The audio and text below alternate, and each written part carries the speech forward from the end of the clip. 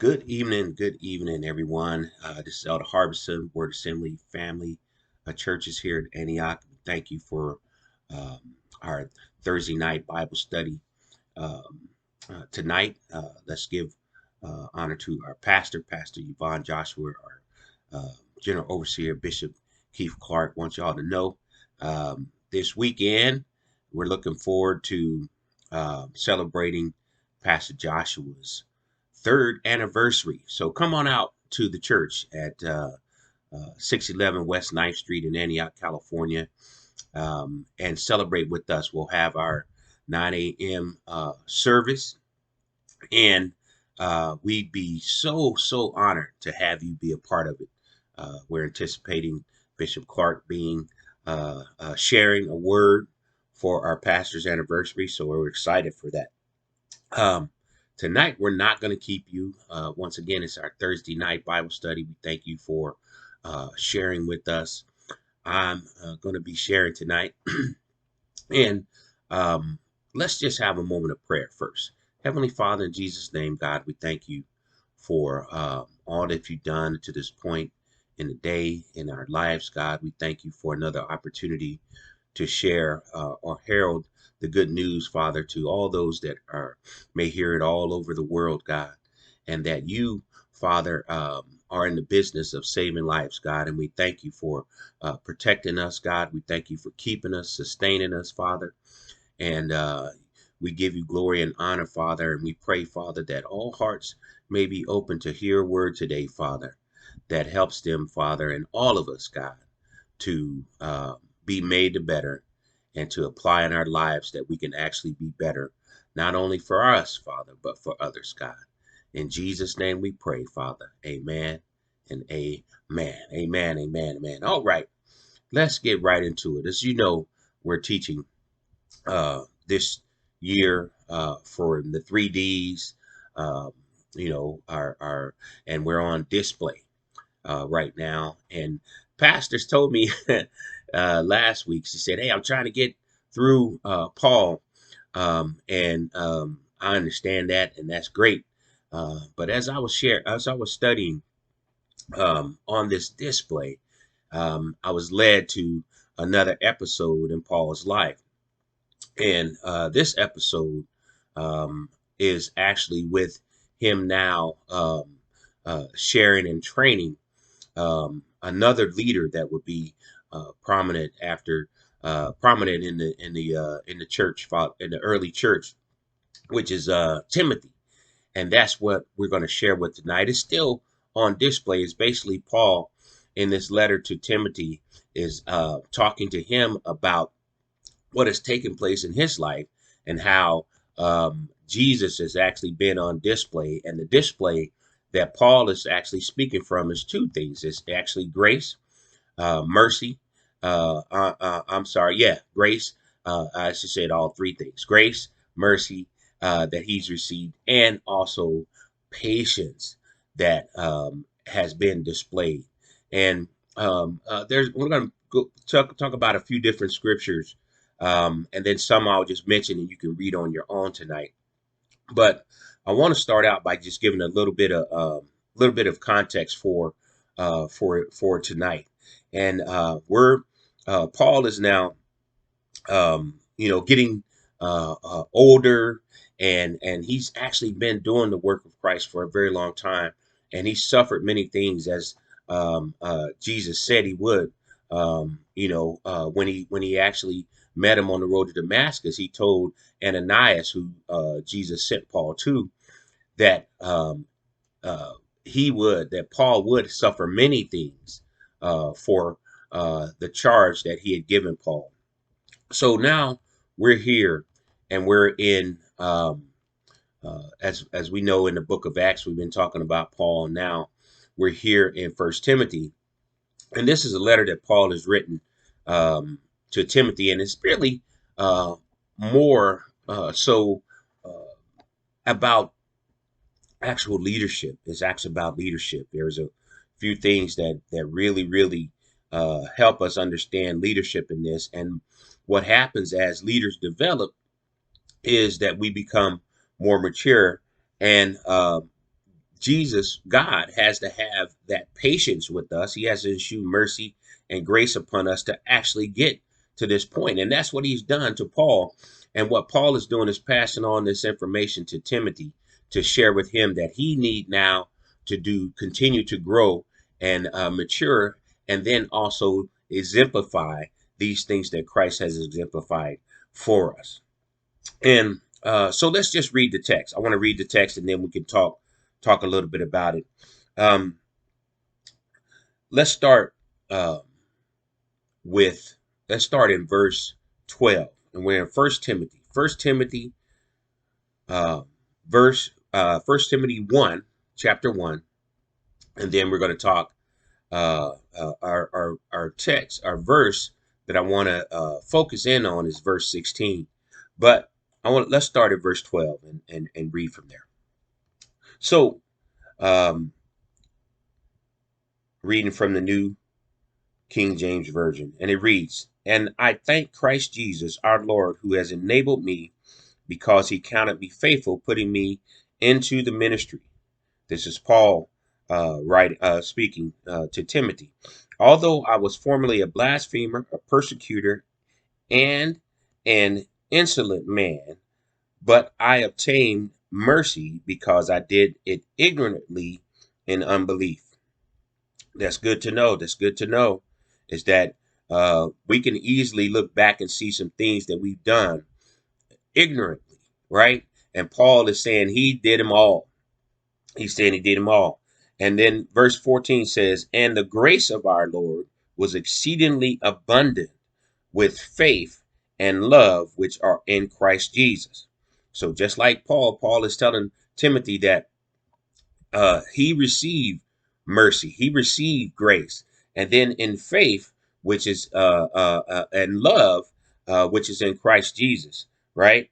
He abundantly received faith because of his received grace and mercy, and because of his faith in Christ Jesus, right? And he says in 15, "This is a faithful saying and worthy of all acceptance, that Christ Jesus came into the world to save sinners, of whom I am chief." So Paul is letting everybody know, and he's letting Timothy know that, man, when it comes to sinning, I've been the worst of the worst. That you really can't find an individual that's done more sinning, worse, if you will, than myself.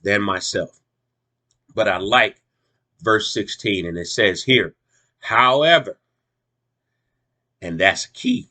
However, the key to "however" is I have a past, you have a past, we all have a past. But however, we now have a present and a future in Christ Jesus. And it says it in this way. It says, "For this reason I have obtained mercy, that even all that I've done, I've still yet obtained mercy, that in me first Jesus Christ might show all long suffering." Some other versions say patience, "as a pattern to those who are going to believe on him for everlasting life." And you know what? I'm going to read verse 17 too, because I think it completes it. It says, "Now to the King eternal, immortal, invisible, to God who alone is wise, be honor and glory forever. Amen." Now, Paul, in verse 12 through 17, has allowed us to understand that, first of all, he's giving glory to God. He's giving glory to God for his grace and the mercy received and the patience that Christ has shown with him for him to actually come and grow to this point. And that's the thing that I want to focus in on, the patience that God has had with us to allow us to get to this point. Come on now. You, me, and everyone that's a believer had to go through many things in order to come to the place right now where we can actually tell people that we're a display of Christ's patience. Man, that is good. That is good to hear. I know it is for me, because think about the things, and I don't even know. It doesn't even matter if you've been saved for a long time or if you're just getting saved. Because even if you just got saved and now you are actually making effort to do things according to what God's words say, and his teachings, Jesus Christ's teachings, and follow Jesus Christ's teaching, which is the greatest example. He was sinless, living on earth for 33 plus years, sinless, never sinned. So how much better of an example can there be? Then he died so that any sins that we have, past, present, and future, would be covered. They would be handled, that we not have to suffer for them like he did. So even if you're just accepting Christ in your life and you're starting now, he's been patient with you.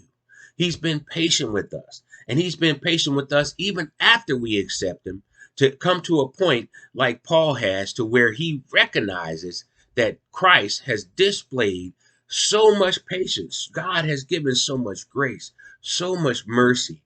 He's allowed our faith to build up enough to realize that it's him, that we don't deserve it, but he still has showed patience with us to grow to the point that we are now. And we're still growing.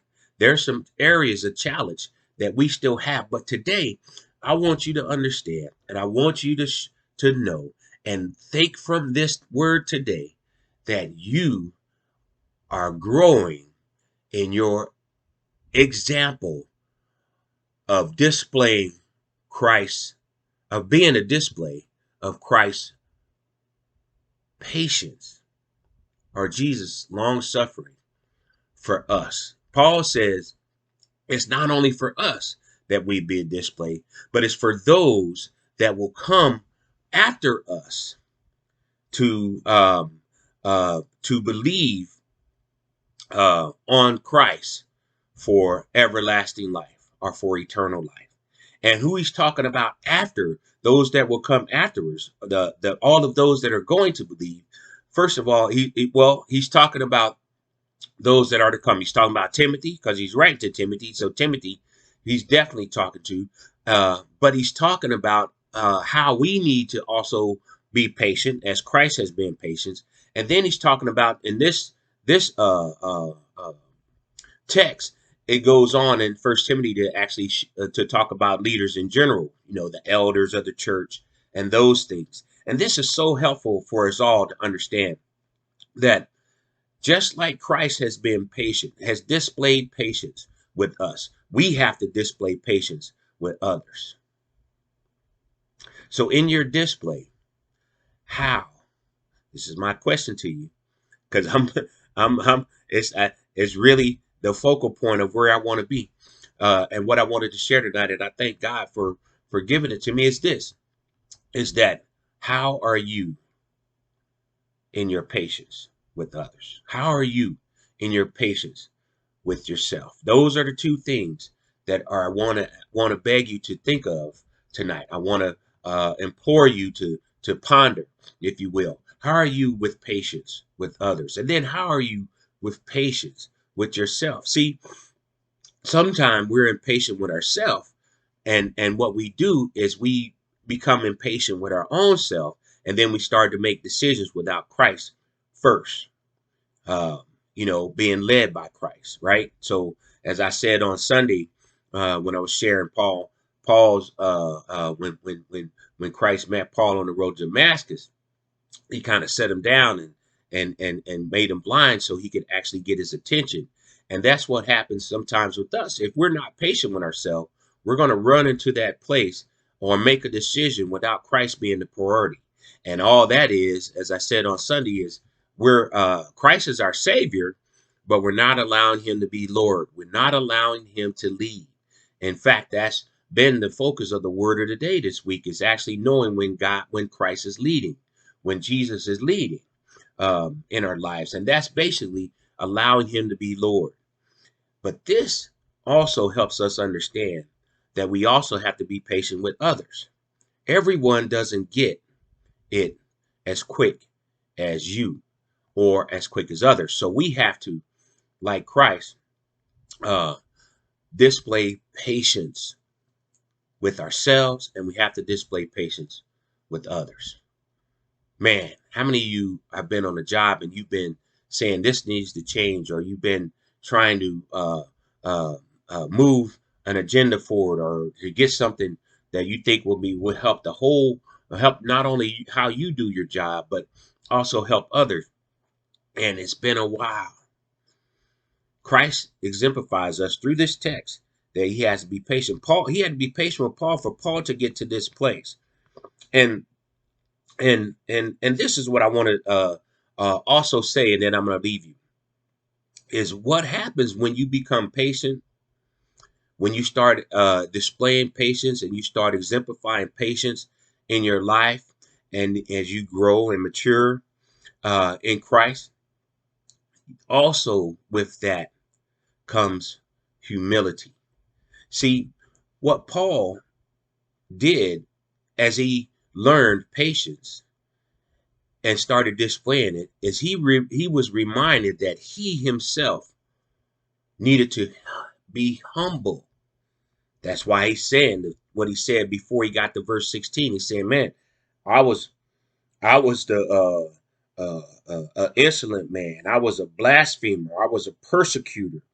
Um, and he said that because he realized that he needed to humble himself because he was the worst of the worst.